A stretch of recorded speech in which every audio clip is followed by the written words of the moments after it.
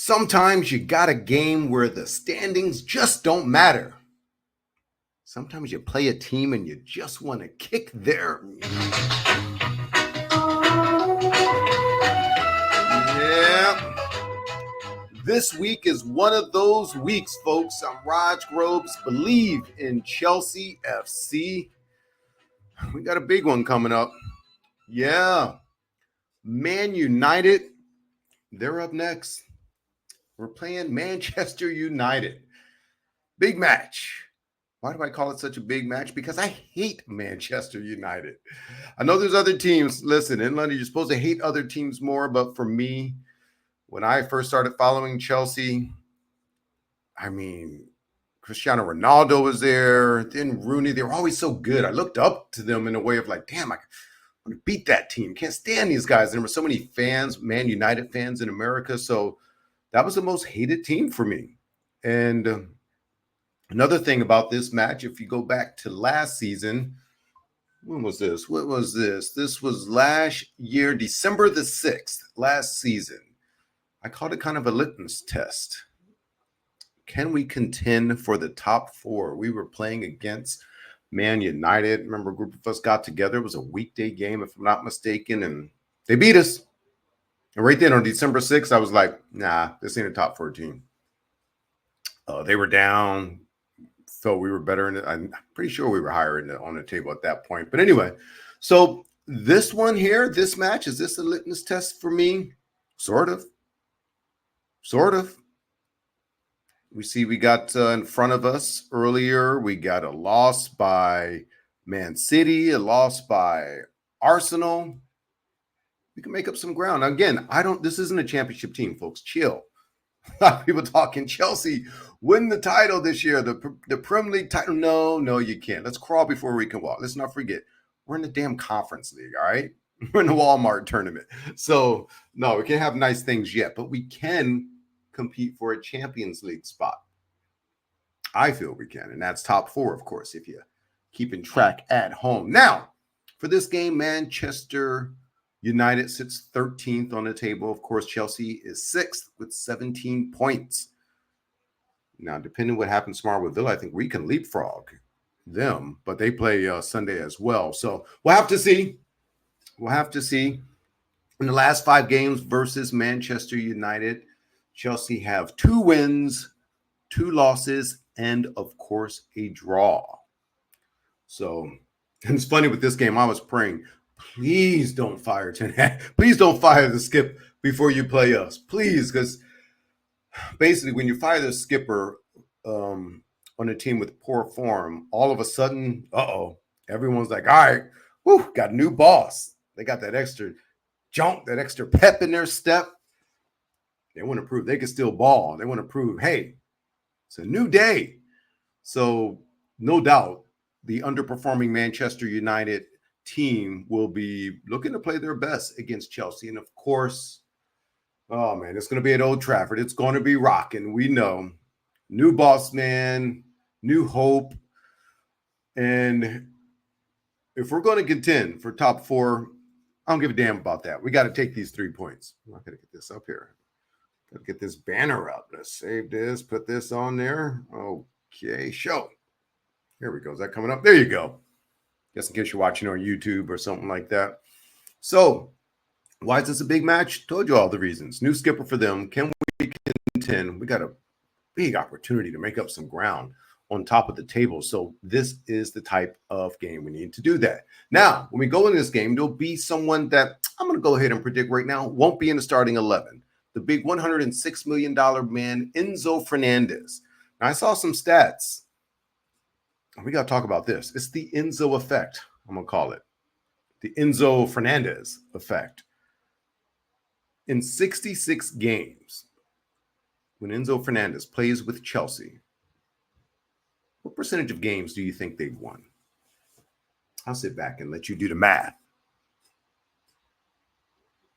50%, half, would you say? Just under 45?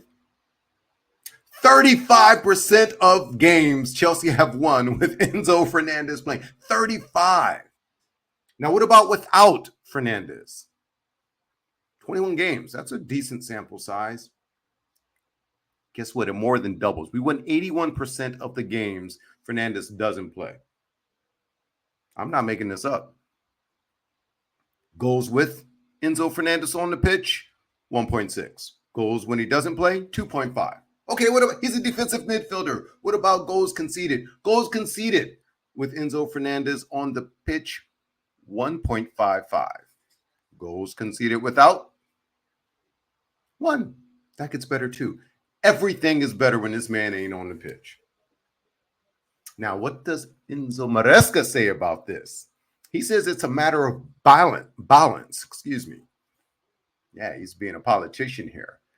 He said in a press conference at Old Trafford, leading up to the clash with Manchester United at Old Trafford, he said, in this moment, Lavia and Caicedo give us physical strength in the middle. And this is the reason we found to play Malo Gusto in the pocket. Enzo Maresca, he went on to say he insists that Fernandez has 100%, that he has 100% confidence in Fernandez, but prefers the physical style that Caicedo and Lavia bring to Chelsea's midfield. 100% confidence in Fernandez, huh? Sure you do, boss. Sure you do. But you know what? I'm glad Maresca isn't forcing it just to justify Fernandez's $106 million pound price tag that we got fleeced on, of course. Yeah. You ain't got to force it just because we made a mistake when you wasn't even here. You ain't got to force that, bro. That wasn't your fault. So, yeah, the Enzo effect. 66 games played with him on the pitch, only won 35% of our games. Won 81% without him. That's big. So let's see what happens this week against United. Now, speaking of the game against United, it's at Old Trafford, like I said, and you know that place is going to be rocking. So when I think of my starting 11, the one person I am most nervous about, I am terrified. It's in between the pipes. It's Sanchez. And why? It's not the saves. It's with the ball at his feet. The decisions he's going to make with that crowd right on top of him. Yo, the blue shirts, bro. Kick it to the blue shirts. I am terrified. And it's not just Sanchez. Let's face it. Then the back four, that last game against Newcastle was atrocious. Yeah, you can say it was the B team, but Lord of mercy, we knew they were going to high press. He just did 3 days earlier. Act like we didn't see it coming. Some of that's on you, Maresca. But our back four is going to just give me a heart attack. Oh, man. I think we're going to have to live stream from this game, too, at the pub. Watch along. What do you think? Get live reactions of stress and we're going to do it. We're going to do it because every time Sanchez has the ball at his feet, I think there's going to be a collective gasp from the crowd. All right, so let me get to the rest of the starting 11. So Sanchez is going to be, we don't have another choice right now. Again, everyone talks about what striker we're going to get, what attacker. Damn it, we need back four help, including in between the pipes. I don't know why people don't focus on that enough. Sanchez is enough to get us top four, maybe, but got to take 3 points in games like this. Tough environment. All right, so Sanchez there. Left back, a couple of key questions. Gusto or Cucurella? Maresca already said he likes Gusto in the pocket. Not going to play him on the right because while Reese is healthy, you might as well play him at the right, of course. Left back in this environment, which I consider to be hostile and crazy, I'd rather go with Cucurella, man. I mean, the EuroLeague experience, obviously, with Spain and just big World Cup games with Spain and just being able to handle that. I feel more confident in Cucurella not melting down, if you will, in that situation. So for me, left back, Cucurella, right back. While he's healthy, put him out there. Reece James, let's do it. My center back pairing, Colwell and Fofana. I was hoping Tosin would be the veteran presence we needed on the pitch, but let's face it, in that cup game against Newcastle, Tosin struggled, and he hasn't been bad all season, but he hasn't stepped up and been that man, that rock we need in the back, you know? So I'm going to go Colwell and Fofana. It's the pairing of the future, although I think we really need a real leader back there if we're going to truly contend. We'll have to see transfer window coming up in January. It's a while away. We're not going to talk about that yet. All right. No more window shopping right now. So anyway, that's the back. In the middle, spoken of earlier, Caicedo and Lavia. As long as Lavia is healthy, you are the man to pair along with Caicedo. Strong, physical, which Chelsea obviously lack. Our set pieces are still a joke. I don't know. I almost want to. Can you just punt on a set piece? Just all right, give the team the other ball and let's just get back on defense because it ain't like we're gonna scare anybody scoring. Anyway, so that's my middle, and of course Palmer up front in the middle, the attacking 10. Now, Sancho, I believe, is going to be out at left wing. He has an illness. I really wanted him to play against his former team too, but I heard illness may keep him out. So what are we doing at left wing? I think Neto plays better on the right, but you may have to put Neto there. I don't think João Felix, that's for him. So Neto on the right, or on the left, excuse me. Give me Nani Manweki, of course, still there. He's cooled off since that hot start, but he's still the man on the right. And of course, Nicholas Jackson up front. Listen, I think we're always trying to compare people to Drogba and Diego Costa. We just stop comparing them to the greats right now. Let the man develop. And I think he's developing just fine. He's looking decent, right? He's looking good. Improved from last year, that's for sure. I always call him two-touch Jackson. He hasn't done that as much this season. You know, that's when he gets the ball right in the box, and instead of just getting the shot off, taking an extra touch or two, being a little too silky smooth, trying to walk it in, hitting too many buttons on FIFA, you know what I'm saying? So, Nicholas Jackson, keep doing your thing up front.